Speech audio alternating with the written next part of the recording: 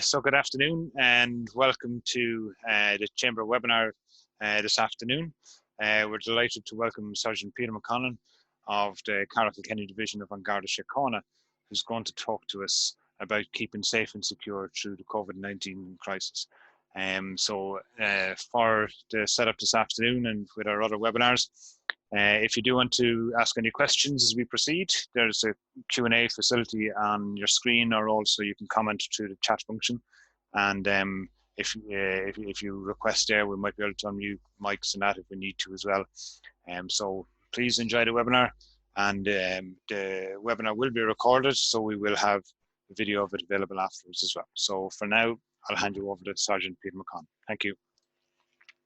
Thank you very much, Brian. And just for everybody's information, I'm joining you today from an office at Carlow Garda Station. And I can't see any of you people, so I don't know what you can see here with me. But I have shared a presentation, a very quick presentation. I'll thank Brian for the opportunity to be able to come on and talk to you again. It's a new concept for me. It's something that I'm doing for the first time, so I hope it goes okay and that you get something out of it. When we spoke about this last week, I'd say we looked at obvious the fact that a lot of businesses and premises are closed and vacant, and we just need to get a message, a clear message out to people. We have got messages out to different groups through email contacts. Some of you may have got that, I don't know. We can only deal with the emails that we have on hand here, or the address that we have on hand. But this obviously affords an opportunity to be able to get something through all businesses that are linked in with the Chamber of Commerce. So what I propose to do just for the next 20 minutes is run through a few little pieces and have a small bit of an agenda here put together. So I want to give you some facts on what we're dealing with on a day-to-day basis, just vacant premises, what we need to do and how we look at using security products, you know, your alarms, CCTVs, small bit of office security, because I am conscious that some of the business that we may be speaking to today are generally, some may be open and others are obviously closed for an indefinite period of time. So, you know, you will be reopening, and when you are reopening, that you're ahead of the game in relation to the security that you need to have when you're reopening.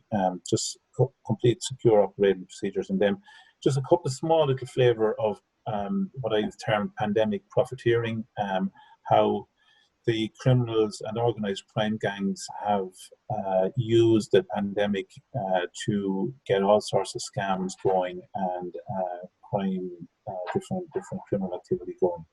So just very quickly, I suppose, since this is just a number of incidents, and I'm specifically dealing with burglaries because I want to run this in with your vacant premises. But these are just a snapshot of what we're dealing with in relation to burglaries in the Kilkenny and Carlow division. This is not just Carlow; it's Kilkenny and Carlow since the lockdown, as we call it, you know, in around the second week of March there. So burglaries, we've had 11 burglaries on commercial establishments, 13 on domestic properties, and of those 13, 7 of them are actually vacant or disused houses, but they're still recorded as burglaries for us. So we've had 24 burglaries since the 10th of March to today. The 2009 comparison of that we had 35 in total, 11 of them were commercial and 24 were domestic, but only one of those were vacant properties. So again, it just goes to show you where the criminal, they are looking at, always looking at the easy target. The commercial ones are something that we are very conscious of. Your shop units, industrial units, because they are vacant, they're not operating, the criminals will hone in on that and target them for burglaries, because the reality of it is that the domestic scenario is we find people are at home and they are not susceptible to being victimized as they may have been before because of the occupancy of their houses. Very quickly, we're just moving on to vacant premises, and you know, some of you may have your premises might be locked up for a period of time. When they'll be reopened is anyone's guess, I suppose, at the moment, and hopefully some restrictions will be lifted in relation to businesses and shop units in the next couple of weeks. But what we would ask is that people really illuminate their premises when it's closed. After closing, if you're open at the moment, or if it's in a lockdown scenario, okay? That illumination will increase the likelihood of any intruder being noticed, okay?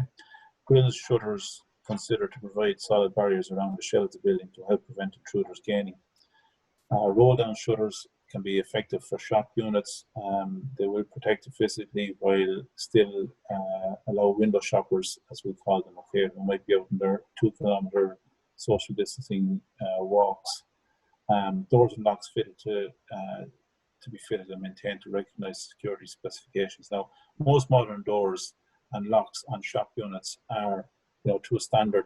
The standard that we look at is, you know, and I don't want to get technical about it, is the BS 3621 standards on locks, which, you know, makes it secure against physical attack. There's an upgraded version there. It's called PAS 2024-2012, and that is, you know, something that door manufacturers will be very au fait with, and they will certainly with modern day doors, those locks will all be to that standard.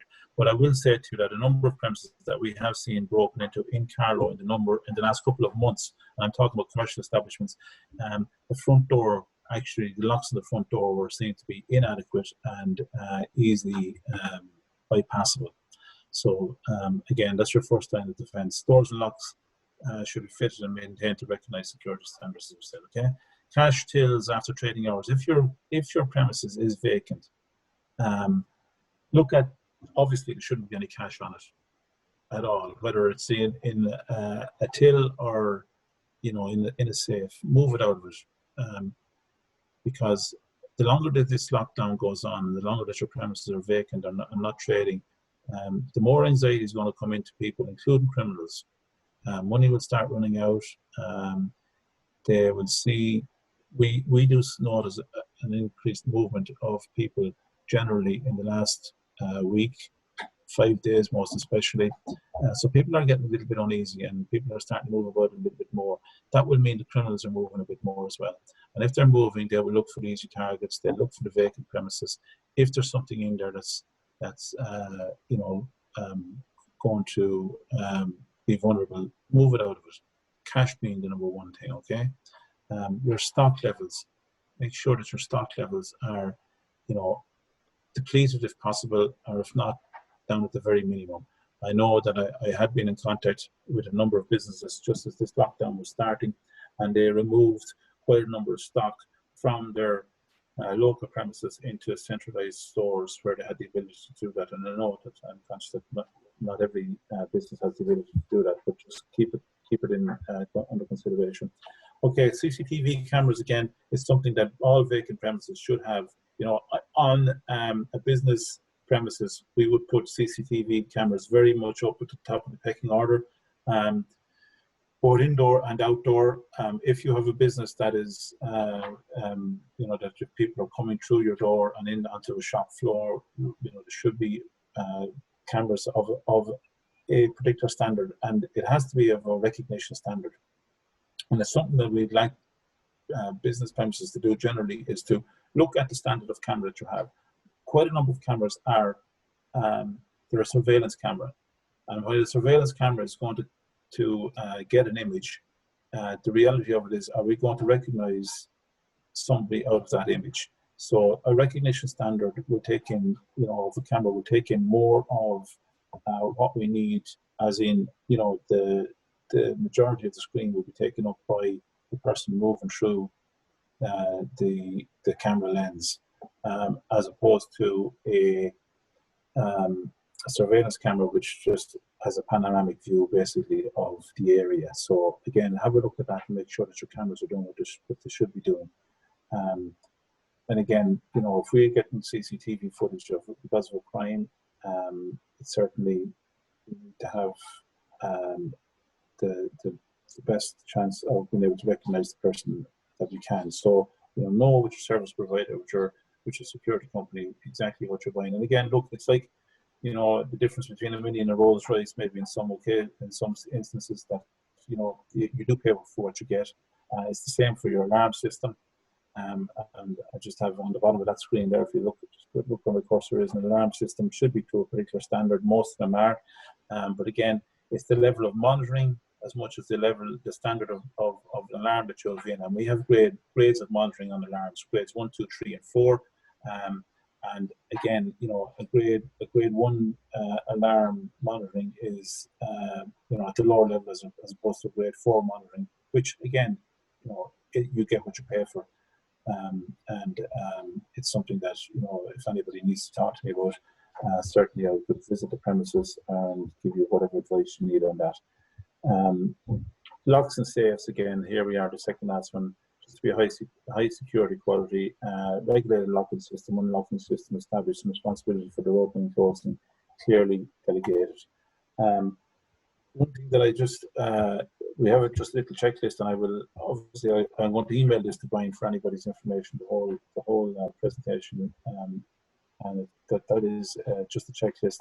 I've said that your physical security is what it is, entrance points protected, the clocks and bolts, locking rams in relation to roller shutters if you've got kind of commercial or industrial premises. Valuable items kept secure. We have had particular establishments targeted in Kilkenny and Carlow since the start of the year, where people have gone straight to a particular point in the premises where the high-end stock is kept. These are nighttime burglaries. So again, make sure that high-end stock, valuable stock, is kept in a very secure room,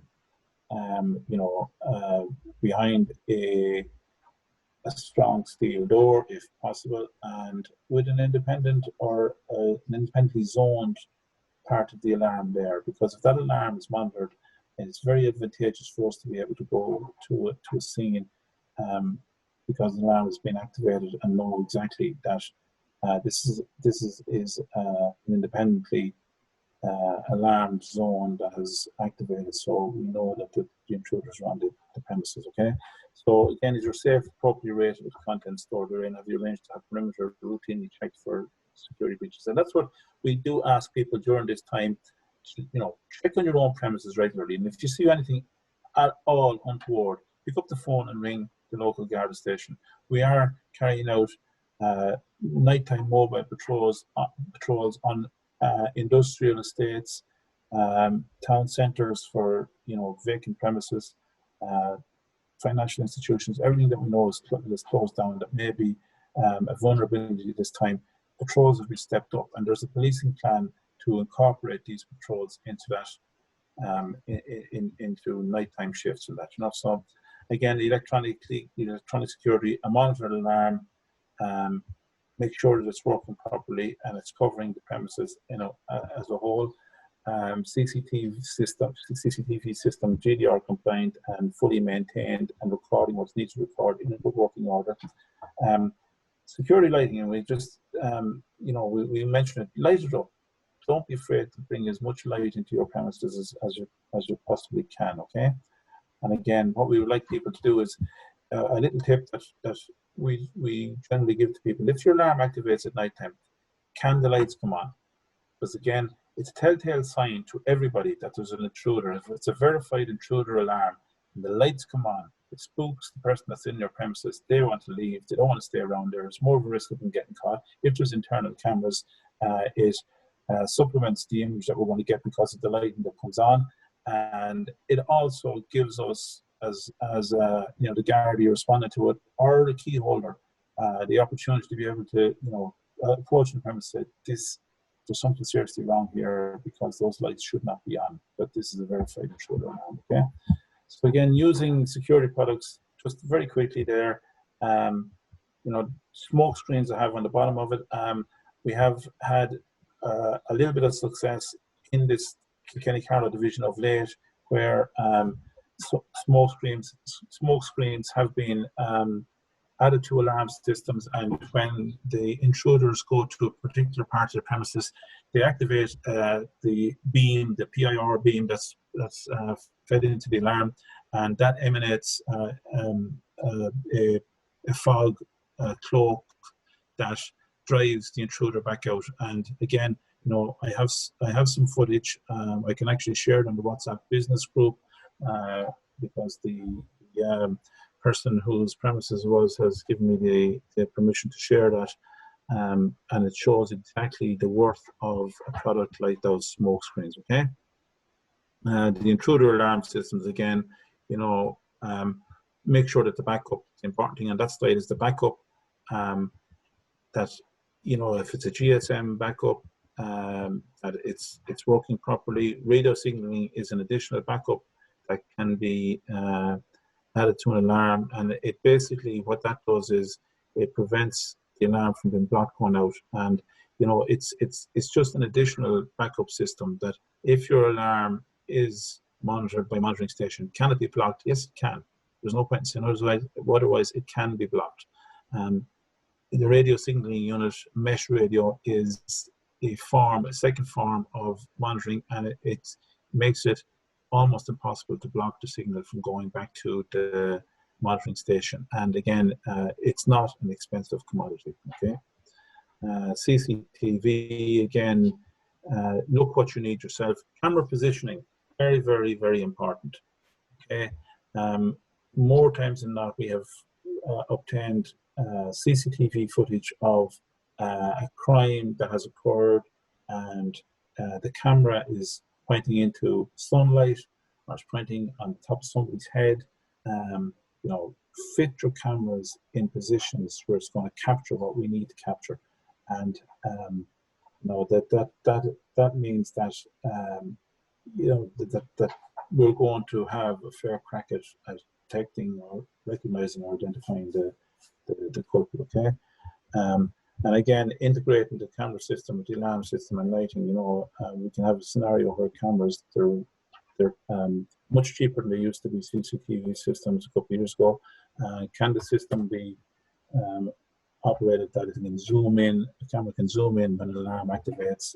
It'll detect motion and zoom in on where the motion is. Okay. Just logging into another little page here on the mainframe computer. A few little points that I want to raise off that as well. Office security, again, the reason we put that in is because we now have a scenario where people are, the premises that are open can be targeted. We do see, maybe not envisage, but we are wary of the fact that the criminals are being withheld to a certain extent. The lack of movement of people is restricting their movement, but when that is lifted somewhat, we find that may be a very, very vulnerable time. So again, just make sure that if you have an office, that it's secured, that your personal belongings and that of your staff are not left hanging around, that they're left in secure areas. Make sure that any cash that's there is in a safe and locked. And I'm not going to, I don't propose to tell you how many times that I've gone to premises where the cash has been taken out of unlocked safes. Be careful with keys. I've come across incidents in the last recent past where security doors have been held open by, door jams, by, a chair put up against it, a bin put up against it. Don't get into that silly habit of doing that. Okay. Make sure that windows are closed up. Looking at delivery persons as well, be careful. And I'm going to just run something by you in a few minutes in relation to where you can get caught out by delivery people. Don't accept, if you don't know them and you don't know who they are, what they are, don't accept that they are who they are. Make checks. You need to make sure that you're dealing with who you're supposed to be dealing with. Again, just very quickly, get these operating procedures in place. Policies and procedures is what we're looking at. If we can put policies and procedures in place, in our businesses will make it a little bit more hard a target to be victimized, okay? So have a security policy. You know, if you as a business owner or a manager are too busy to be able to look after security, appoint a specific person for that. Make sure your key holding is up to date, up to standard. If somebody leaves the premises, have you got keys back? You know, change locks, things like that. The cash handling we looked at, make sure that cash is not kept on hand. Empty tills during closed hours and opened, save damage being done. Make sure that till limits are at minimums during trading times, moving money out of tills to secure locations, very, very important. Access controls on restricted areas. Restricted areas are staff-only areas, basically. And even at that, just you need to understand that all staff shouldn't have access to all areas either. Just cuts down the movement of people through places that there's no need for them to move through, okay? Carry out tests on your alarms and your CCTV at regular intervals. And the bottom line is that we need to report incidents as well. We have to report these incidents on a regular basis. If something happens, you know, Garda need to know about it, okay? Very quickly, just that little term that I used, that pandemic profiteering, how criminals have exploited the COVID-19 crisis during the last couple of weeks through those things that we have on the screen there: cybercrime, fraud, counterfeit and substandard goods, organized property crime, and other criminal activities. You know, cybercrime is something that's not new. It's certainly not new in the last couple of weeks, but what we find is that the global cyber criminals have adapted their findings to be able to compromise people because of the COVID-19 pandemic. So, you know, criminals have used it to carry out social engineering attacks, phishing emails through spam campaigns, and targeted attempts such as business email compromise, okay? So criminals are likely to seek to exploit an increasing number of attack vectors as a greater number of employers adopt telework and allow connections to their organized systems. So in other words, you know, people who are normally not using remote methods to do their business are now using that. Are your computer systems up to standard for security? You know, can they be compromised? And as greater use of this method of communicating and doing your business is being used, we have people who are working from home. Are their networks secure in their home to be able to deal with business matters? All of that needs to be looked at because it's something that we find throughout Europe. And if it hits Europe, it will eventually hit Ireland. People have been exploiting that, okay? There was an attack reported to us in Czech Republic in relation to you know, a cybercrime attack, which it forced the whole hospital to shut down its entire IT network during, you know, a very, very busy time. That can happen to any business, okay? Fraud, the next thing that we're looking at, again, fraudsters have been very quick to adopt well-known fraud schemes to target individual citizens, businesses, and public organizations.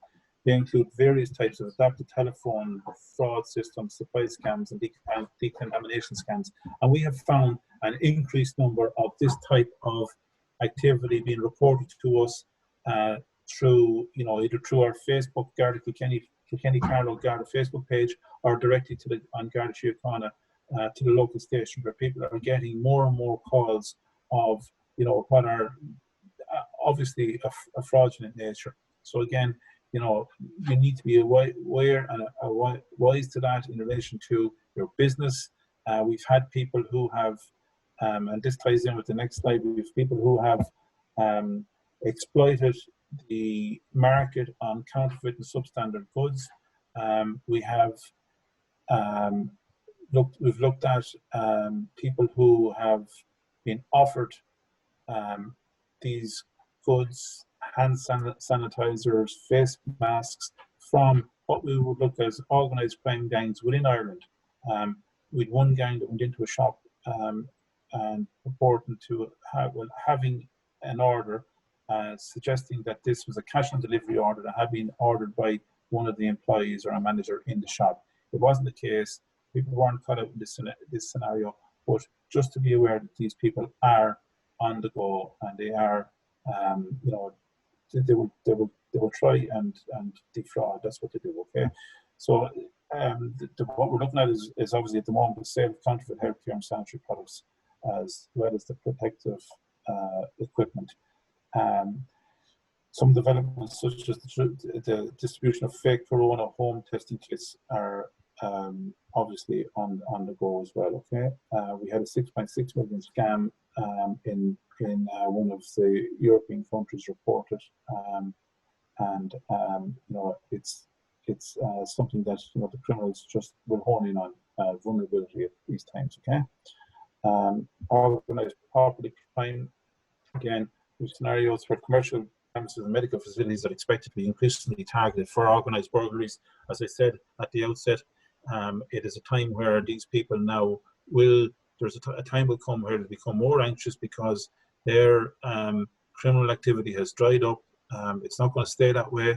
Are you ahead of the game in relation to having your premises secure?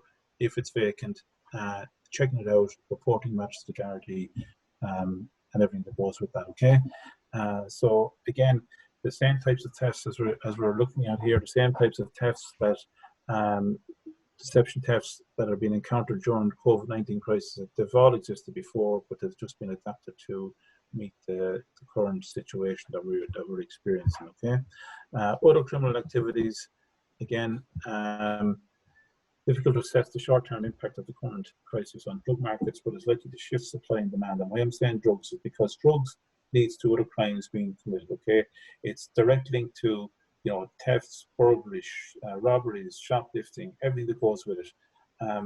You know, people will be looking at, you know, their drug supplies being dried up when they come back on stream.